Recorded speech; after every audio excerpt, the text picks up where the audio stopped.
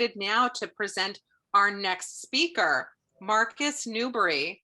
He is the co-founder and COO of Driver Technologies, and today he's presenting Making Roads Safer. Welcome, Marcus, and I look forward to your presentation. Thank you, Deborah. I appreciate it. Wow, what an honor to be here. Such brilliant minds speaking today. As Deborah said, I am co-founder and COO of Driver Technologies. We started our company about 3 years ago when we launched in Techstars. If you're familiar, it's in Detroit. We were part of the mobility program out there, and it was really a launch pad for us to get a little notoriety in the industry amongst some very large corporations and build a network. And we've really launched from there over the past 3 years. I'll share my screen. All right. So I'll keep it fairly high level and non-technical. I think what we're doing at Driver, it truly is an effort to make roads safer. And what I embody and what our whole team embodies is really a commitment to the mission. I'll start with the team slide, which is something I typically don't do in most presentations, just because I think it is important to know that what we're solving for or attempting to solve for is really a hard problem. At its core, it's simple. You know, driving is dangerous. There's no secret there. There's a lot of facts to back it up, which I can get into. But to find a team that is motivated by either personal loss of people in car accidents or a passion for road safety is hard to find, as well as a team that gets along well. And so I could preach about team culture for hours, but I won't. Rashid and I go back about 30 years. We grew up as friends in small town New Hampshire. And he spent a lot of his time in Nigeria as well, which, as you may know, is one of the most dangerous places to drive in the world due to lack of safety in vehicles and infrastructure issues. It's just not a safe place to drive. So he grew up with a real awareness of how dangerous roads were. And we brought together a team over the past 3 years of people that have all worked together in different industries. Whether it be in data management or understanding telematics and kinematics of different industries, amazing designers and strategy people. And our team is really comprised of people that get along on a culture level, but also share in the same mission as we tackle a very difficult problem. So as I said, driving is dangerous. It's no secret. It's the only non-illness top 10 cause of death. I was just reading the CDC. It's now the 8th top cause of death, and it's the only one that's non-illness related. There's 1.5 to 2 million deaths a year globally, with 50 million injuries, and that's greater than HIV, AIDS, and tuberculosis put together. It's getting worse. It's estimated to double by 2030. You wouldn't think this based on the technology that's available in today's cars. I just yesterday bought a new car that has all of the advanced ADAS features, and but before that I was driving a 2007. The average age of a vehicle on the road today is 12 years old, and it's getting older, and it's taking a lot for people to update cars because they're very expensive. And when you talk about the global economy, it's not feasible to expect everybody to upgrade to the newest vehicle. So 95% of those cars don't even have the simplest ADAS system, advanced driver system, whether it be forward collision alerts or self-braking, lane assist, adaptive cruise control. 95% of them don't. Those that do are 30% safer in incidents. So just by outfitting everyone with an ADAS outfitted car could mitigate accidents on the road by 30%, leading to a 30% reduction in deaths and on the road. And most cars aren't connected to the internet. I love the last presentation because my mind starts going about, well, if we had fiber optic infrastructure everywhere, think about just all the connection possibility that we could have. It'd be incredible to do that to our infrastructure. And then even aftermarket hardware is financially out of reach. So there's aftermarket hardware solutions, Mobilize one for ADAS, but we're talking hundreds and thousands of dollars to outfit your own vehicle, let alone a whole fleet of vehicles. So we came up with the driver app and the driver dash cam app. We launched it again 3 years ago. We've worked our way up to be the highest rated, most reviewed, #1 search result app in the App Store. At its core, we're simply that, a dash cam. We turn your phone into a dash cam using the the outside camera. So you put it on your dash. You can use one of these cool little dash mounts that we have branded and made, or you can use your own. Most people do have them these days, and it records your trip. We also use the interior camera to look for distracted and drowsy driving behavior, which is the leading cause of accidents today. And on top of that, we do machine vision on the edge. So we identify objects that are in your way, like cars, pedestrians, motorcyclists, animals.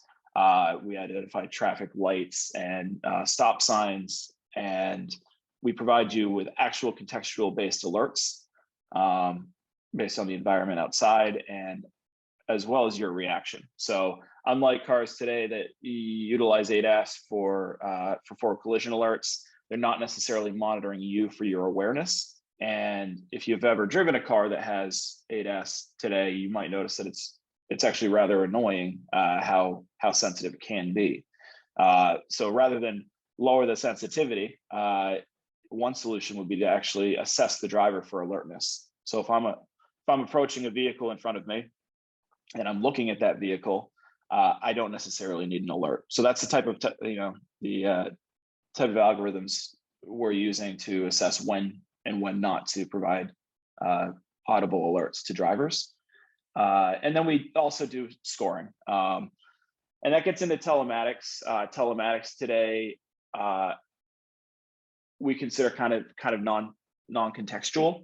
What we've developed is really video-based contextual telematics that actually look at things like it's a hard break, but there was a kid that ran in your way, and you shouldn't be dinged for that. That's actually very good driving versus stopping abruptly at a stop sign. So we do AI-based driver coaching based on actual context, and we've gained traction. So over the past, this is just over the past 12 months, we've had 200,000 downloads in over 175 countries.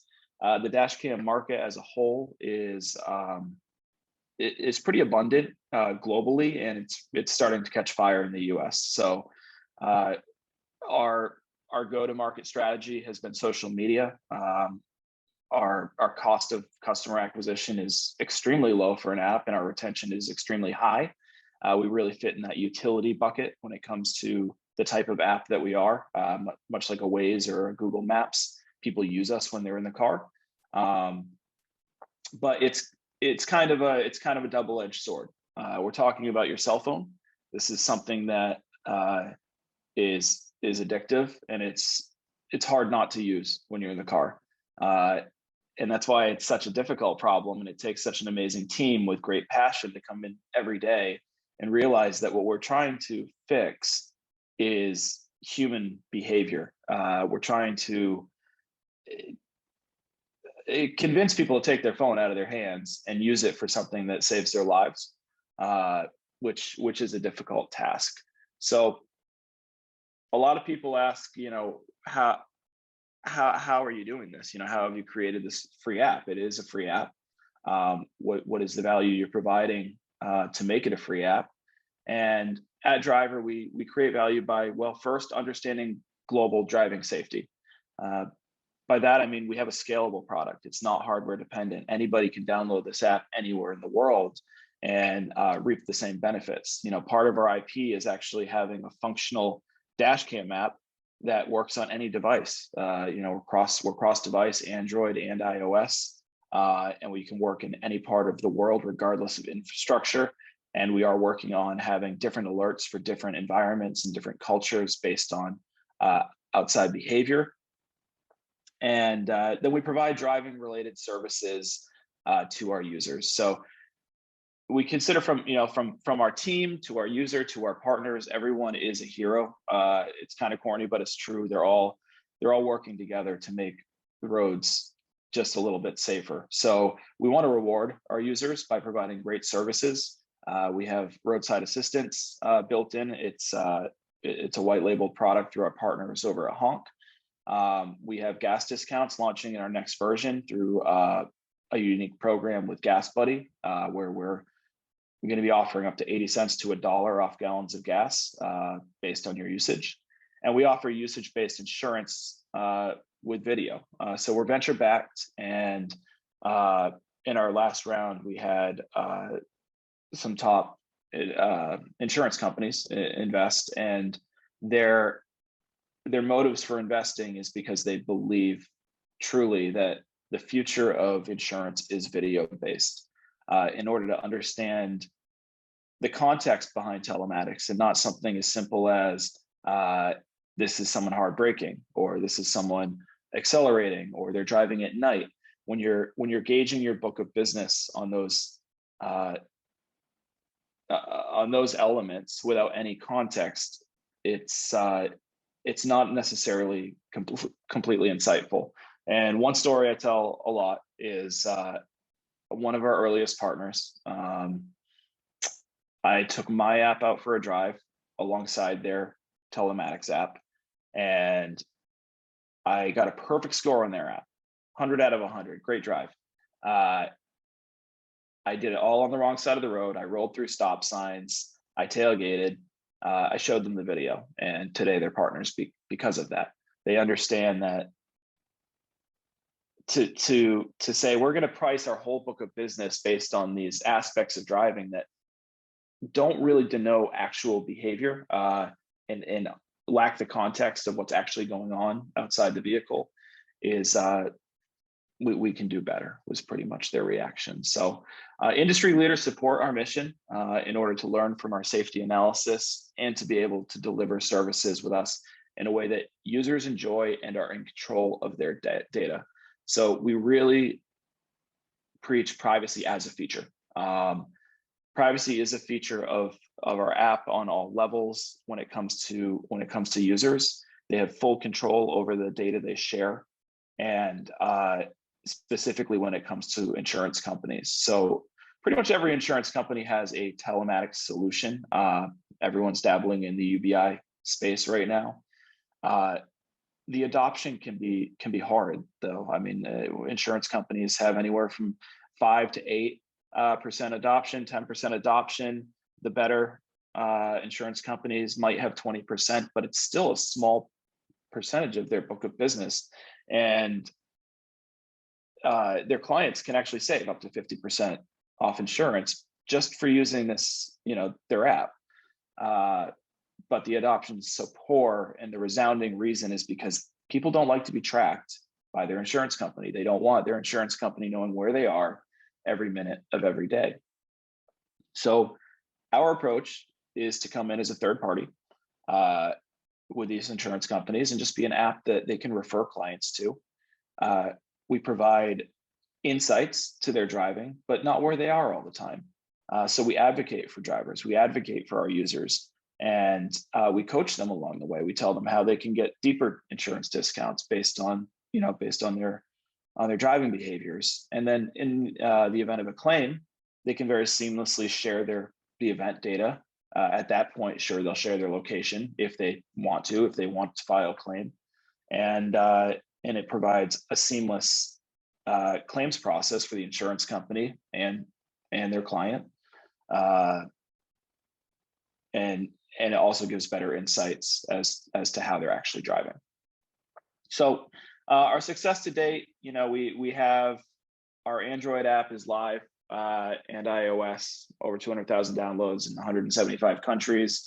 This is really the year of scaling for us. We're looking for B2B partnerships to scale, as well as doing some pretty aggressive social media marketing.